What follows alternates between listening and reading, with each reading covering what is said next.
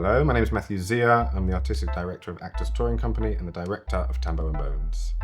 Hi, my name is Devassa. I am the Associate Director on Tambo and Bones. It's probably one of the most provocative plays I've ever seen, read, heard in my life.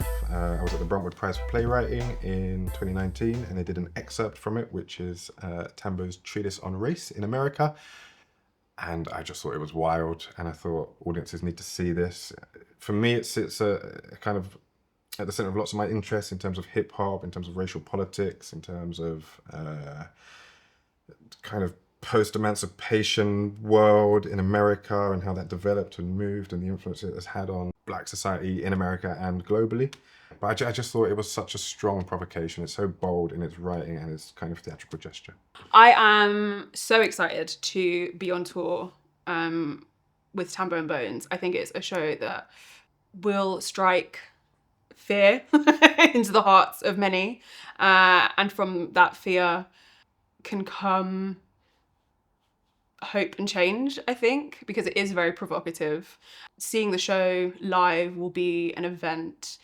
It will be a show that you have to discuss in the bar afterwards with your friends, with strangers, with random people on the street, with your grandkids 30 years later.